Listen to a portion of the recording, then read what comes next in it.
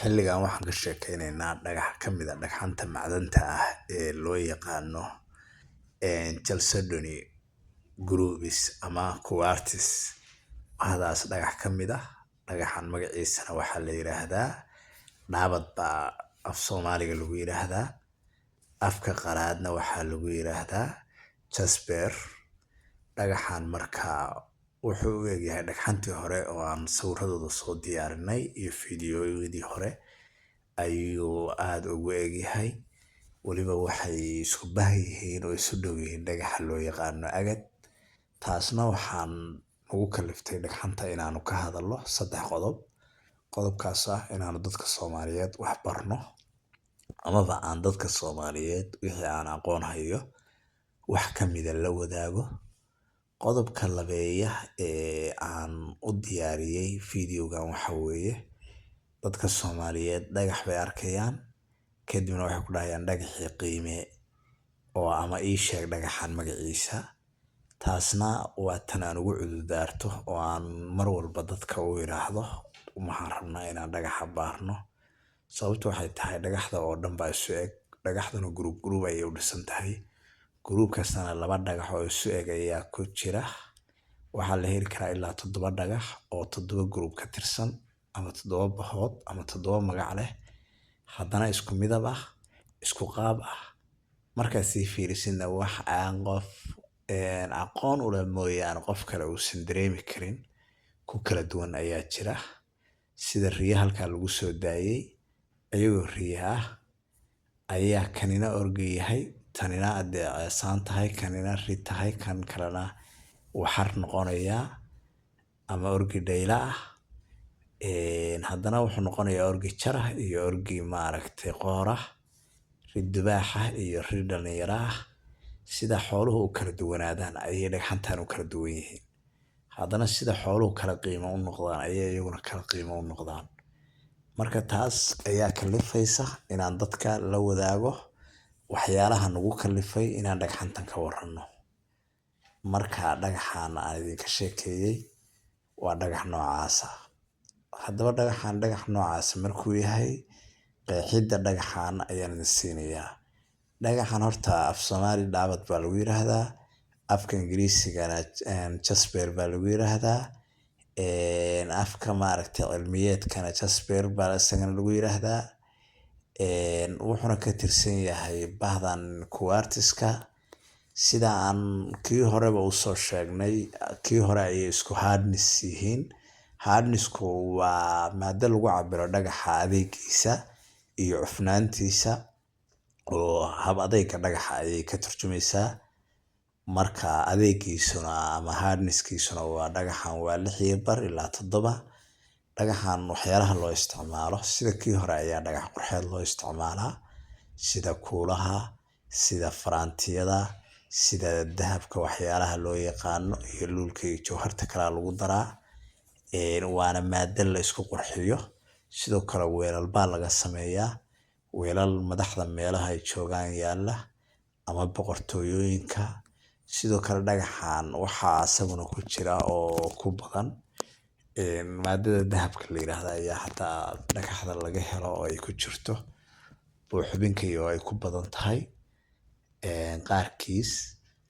Marka dhagaxan markaan qeexid ka qaadano taas haddana waxaan gelaynaa qaybo kale oo dhagaxan quseeyo sida qaybihiisa soo socda oo aan hadda idin sharaxay. Aan hore idinku sheegayna waxaan idin sheegay dhagaxan inuu ka tirsan yahay Chalcedony Group. Groupkaas oo ay dhagaxda Quartz-ka iyo dhagax badan ay ku midaysan yihiin. Groupkaasna waxaa ku midaysan dhagax gaaraysa ilaa 7 dhagax. Mararka qaarkoodna aqoonyahanada qaar ilaa waxay gaarsiiyaan 100 dhagax bay gaarsiiyaan.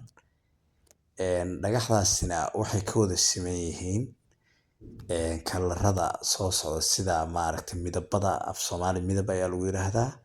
Afka qalaadna colorska lagu yiraahdo bay wadaagaan midabaday wadaagaan. Midabada ay wadaagaan waxaa ka mid ah sida black oo madow ah. Waxaa hadda kan wuxuu leeyahay black Jasper buu leeyahay. marka wuxuu kaloo leeyahay dhagaxaani markaan kan idinka warbixinayo red jasper buu leeyahay oo guduud dhaabad ah buu leeyahay. wuxuu leeyahay brown jasper buu leeyahay oo haddii ilaahay kalarkan dameeriga loo yaqaanaa. wuxuu leeyahay haddii ilaahay mayo white jasper buu leeyahay, dhagax asagoo caddaana la heli karaa. wuxuu leeyahay green jasper buu leeyahay, asagoo cagaar ah ayaa la heli karaa oo dhaabad cagaar ah ayaa la heli karaa. waxaa la heli karaa olting colors ama kalarada oo dhammaystiran aan waxba ka dhimanayn ayaa laga heli karaa. dhagaxan dhulka laga helo haddii aanu qiimeyn ku samayno, dhulka laga helo waxaa laga heli karaa dhul badan oo aan hadda laga helo. haddii aan saan idin sheegayba aan galo, waxaa ka mid ah gobolka bari waa laga helaa, gobolka shabeellaha hoosena waa laga helaa, sidoo kale gobolka sanaagna waa laga helaa. saddexdaa meelood waa meelaha Soomaaliya uu caanka ku yahay, gaar ahaan haddaan goobaha idiin carifo laga heli karo. bari iyo sanaag waxaa laga heli karaa, haddaan qeexid idinku sii sameeyo, bari iyo sanaag waxaa laga heli karaa golis, buuraha golis iyo galgala. sidoo kale waxaa laga heli karaa dhagaxan oo aan qaacidin research kusii helay in laga heli karo gobolka awdal. guban iyo goobo kale oo laga heli karaa ayaa iyaguna jira. sidoo kale saan idiin sheegayba dhulka buuraha dheerdheer leh iyo qaboobaha iyo kulaylaha waa laga helaa. mar walbana dhagxantu waxay ku badan tahay meel kasta oo buuro iyo togag badan leh, aad ayay ugu badan tahay.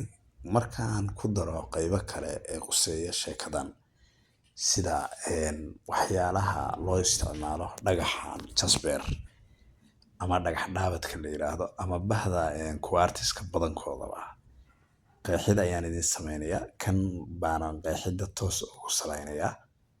kow, dhagaxan dhaabad anagu u naqaano af Soomaaliga, afka kalena jasperka lagu yiraahdo.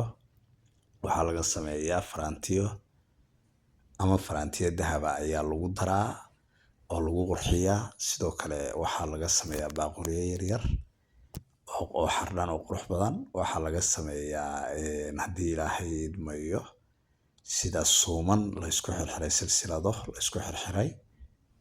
waxaa laga sameeyaa haddii ilaahay idmayo kuulo.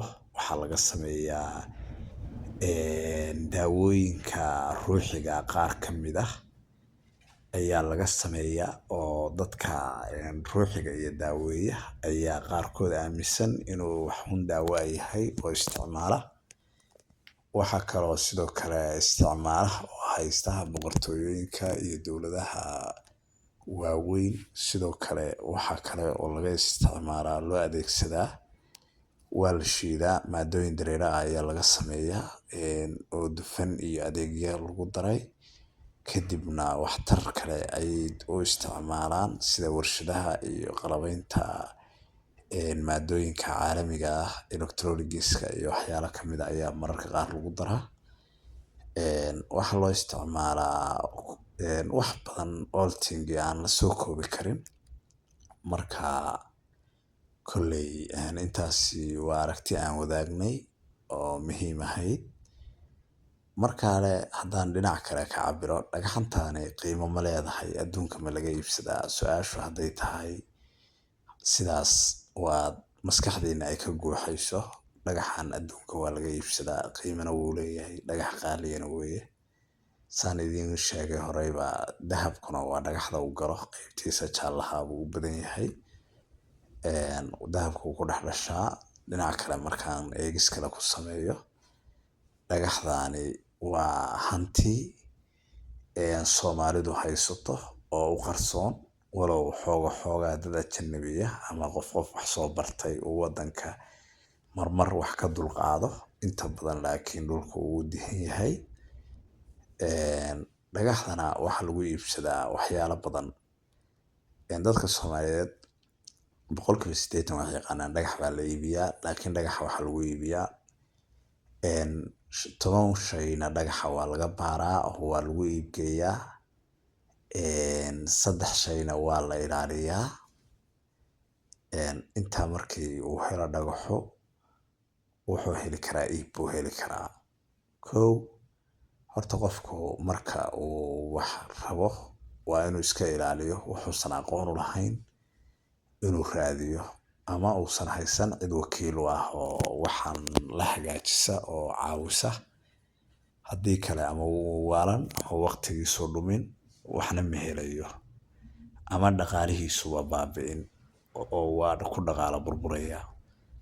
Marka qofku waa inuu marka koowaad waa inuu ilaaliyaa aqoon inuu leeyahay, haddii kalena aqoonta raadiyaa.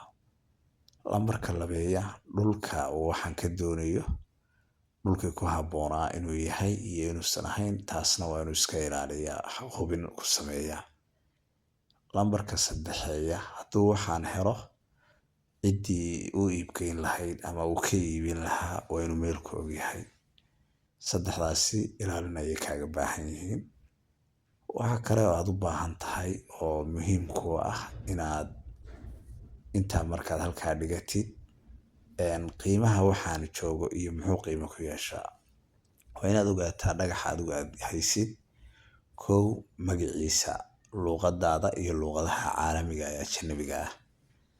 Labo, waa inaad taqaanaa dhagaxan hardness-kiisa adeegiisu inta uu yahay. Taasna waxay jaangoynaysaa qiimaha uu yeelanayo. Waa inaad midabkiisa dee aad xafidsan tahay oo aad xog ka qortaa. Sidoo kale waa inaad taqaanaa garaamkiisa ama kaaradkiisa ama kiilaadkiisa na waa inaad taqaanaa. Intaa markaad taqaanid waa inaad taqaanid dhagaxani ma raf baa mise waa dhagax bisil oo dhammaystiran. Waa inaad iyadana taqaanid. Dhagax walba oo aad arkaysid oo qurux badan, dhagaxda qaarkoodna dhul hoose oo qurxoon ama biyo bay ku dhex jireen. Dhagaxda qaarkoodna mishiinno ayaa lagu qurxiyey iyo qaarkood way fool xumayeen sida hadda dhagax halkan idiin soo baxayso kale bay ahaayeen. Laakiin markii dambe mishiinno ayaa badanaa la mariyey waana la qurxiyey dhagaxda. Taasna waa inaad fahantaan. Dhagaxu marka hore iskama qurux badnaa. Marka waxa la mariyaa moolooyin iyo qalab la mariyo oo lagu qurxiyo dhagaxa quruxdiisa lagu soo saaro ayaa jira. Intaa markaan halkaas isla dhigno waxaan isla fahanay xog badan oo muhiim ah. Anigu dhagaxda waan ka shaqeeyaa, shirkad baadhana waan la shaqeeyaa. Qof kasta oo Soomaaliyana wax badan baa la fududayn karaa. Halkaanina waa barteena daaraan. Aniguna waxaan ahay Cabdullaahi Saciid Sheekh Xasan. Waxaan idinka codsanayaa inaad bartaan, subscribe garaysataan, like garaysaan, share garaysaan. Wixii aad cabasho qabtaan iyo wixii aad u bogteen iyo wixii aad talo uga baahan tihiin commentiga igu soo reebtaan.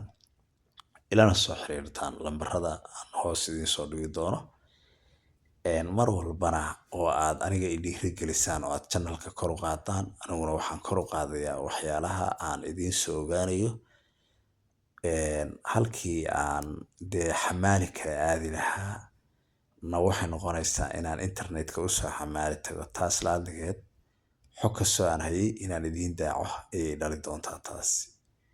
Marka waa inaad ila shaqaysaan dadkiinan asxaabtayda ah ee aan halkan ku walaalownay ama aan walaalaha hore u ahayn ama aan isnaqaanay ama aan halkan isku barannay. Kulligiin waan idin jeclahay, waan idin soo dhaweynayaa, waan ku faraxsanahay inaan idin tabiyo xogtaan. Xataa qaarkiina aqoon-yahanada ahi waad ila soo xiriiri kartaan. Wixii aragti aad haysaana xataa mararka qaarkood inaad channelka ka soo dhex hadashaan ayaan idin siin doonaa si aad dadka Soomaaliyeed xog u gaarsiisaan muhiim ah. Laakiin xogaha ugu badan ee anagu aan ka shaqayn doono waa businesska iyo macdanta. Soo dhawaada mar walba halkan.